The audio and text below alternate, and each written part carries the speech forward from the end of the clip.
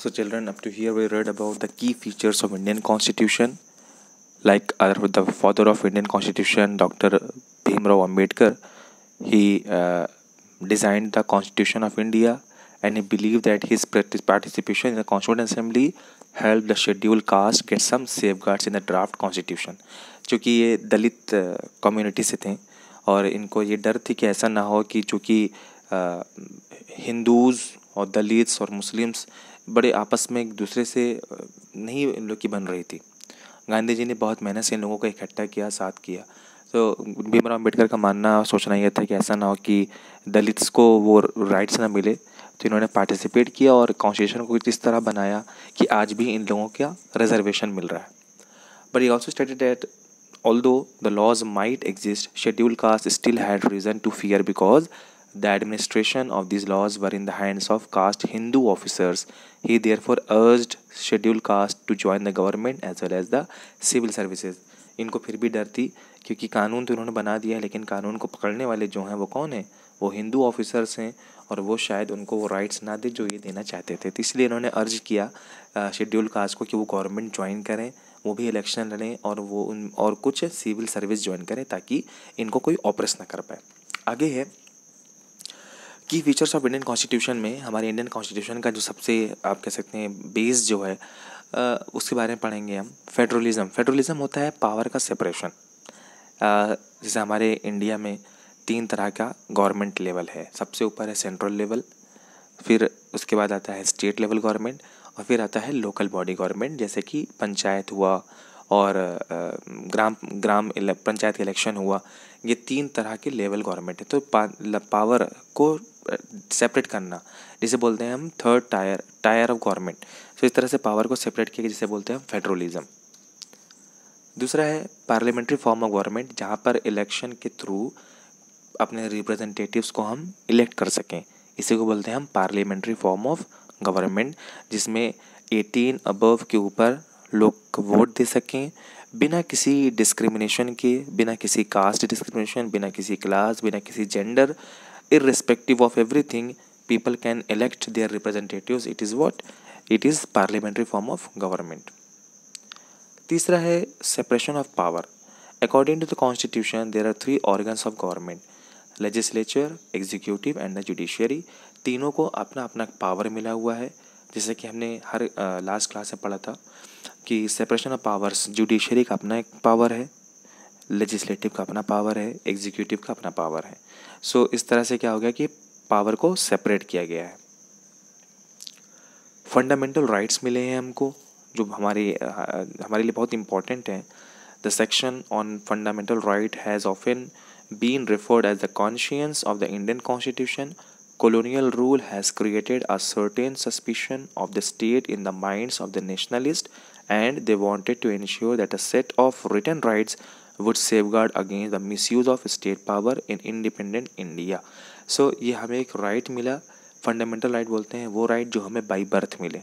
सो हम सारे Indian citizens को ये राइट मिला ताकि कोई इनको एक्सप्लॉइट ना कर पाए। Moreover the various minority communities also express the need for the constitution to include rights that would protect their groups. The constitution therefore also guarantees the rights of minorities against the majority. चूँकि हमने example शुरू में पढ़ा था majoritarianism का, ज़रूर ऐसा ना हो कि हमारे कंट्री में चूँकि हर रिलीजन के लोग रहते हैं, हर कास्ट के लोग हैं, तो ऐसा ना हो कि मेजोरिटी माइनॉरिटी के सारे राइट्स को ख़त्म कर दे। सो उनको बचने के लिए हमें राइट्स मिला है। ये राइट हमारे लिए और जितने लोग हैं, जितने भी एक्सप्लॉइट हो रहे हैं उनके लिए क्या है, एक गार्ड है, सिक्योर गार्ड है हमारे लिए एक। Fundamental rights of Indian constitution क्या है? Right to equality, everybody is equal in the eye of law. So हर कोई बराबर है, ये हमारा सबसे पहला फंडामेंटल राइट है, राइट टू इक्वलिटी। सेकेंड है राइट टू फ्रीडम, हर कोई आज़ाद है, freedom of speech and expression, freedom to form association, freedom to move freely, reside in anywhere part of the country, right to practice any profession, occupation और business. ये हमारा fundamental right है, right to freedom, हम सब आज़ाद हैं। Right against exploitation, exploitation कितने तरह का है? एक है the constitution prohibits human trafficking. Human trafficking मतलब हम किसी भी इंसान को ख़रीद और बेच नहीं सकते। फोर्स लेबर, किसी से हम ज़बरदस्ती काम नहीं करा सकते। And employment of children under 14 years age, हम 14 ईयर्स से कम एज के बच्चों को एक वर्क नहीं दे सकते। ये हमारा क्या है, right against exploitation. Next right है right to freedom of religion. हम फ्री हैं, religious freedom is provided to all citizens. Every person has the right to practice, profess and propagate the religion of their choice. हम सब free हैं अपने अपने religion को practice करने में, हम सब फ्री अपने अपने रिलीजन को प्रोपोगेट करने में, उसको लोगों तक पहुँचाने में। जो भी अच्छी बातें हैं अपने रिलीजन की दूसरों को बता सकते हैं। Cultural and educational rights.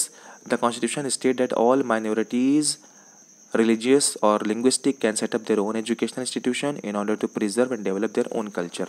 So हमारे इंडिया में देखिएगा कई तरह के एजुकेशनल इंस्टीट्यूशंस हैं जो रिलीजन वाइज चलते हैं, तो इसको कोई रोक नहीं सकता। हम सब फ्री हैं अपने अपने कल्चर, अपने अपने ट्रेडिशन को फॉलो करने में। 6 and important is the right to constitutional remedies. ये वो राइट है जिससे हम तमाम राइट्स तक पहुंच सकते हैं। जैसे सपोज़ अगर कोई हमारे फंडामेंटल कोई हमको कहीं एडमिशन नहीं देता है on the basis of religion, so हम कैसे गवर्नमेंट तक पहुंच सकते हैं कि हमारे राइट्स को वायलेट हो रहा है, तो हमारे पास वो उसके तक पहुंचने का भी एक राइट है, वो है right to constitutional remedies. Secularism क्या है? सेक्युलरिज्म मतलब होता है कि हर रिलीजन को हम इक्वल मानेंगे। मानना, यही हमारे क्या है, सेक्युलर। इंडिया एक सेक्युलर कंट्री है क्योंकि इसमें हर धर्म के लोग होते हैं और हम हर धर्म की क्या करते हैं, रिस्पेक्ट करते हैं। यही हमारा इंडिया क्या है, सेक्युलरिज्म। ये भी की फीचर्स ऑफ इंडियन कॉन्स्टिट्यूशन है। अब आते हैं जो बुक का लास्ट ग्लॉसरी है। आर्बिट्रेरी मतलब होता है when nothing is fixed and instead left to one's judgement or choice. This can be used to refer or to rules that are not fixed and decision to have no basics etcetera. Ideal, a goal or principle in its more excellent or perfect form. जानते हैं ideal क्या होता है, जो हमारे एक perfect form हो, एक बेहतरीन जिसको हम फॉलो करना चाहें। और पॉलिटी होता है पॉलिटिक्स से related, a society that has organise political structure. So ये एक तरह का क्या है, ग्लॉसरी हमारे बुक इसमें दिया हुआ है। आर्बिट्रेरी, आइडियल, पॉलिटी, इसके बेस पर हम इंडियन कॉन्स्टिट्यूशन को बेस बना चुके हैं। So if you have any question please ask. Till then, if you don't have any questions, please try to understand any point, and then we'll do the question and answer of this chapter.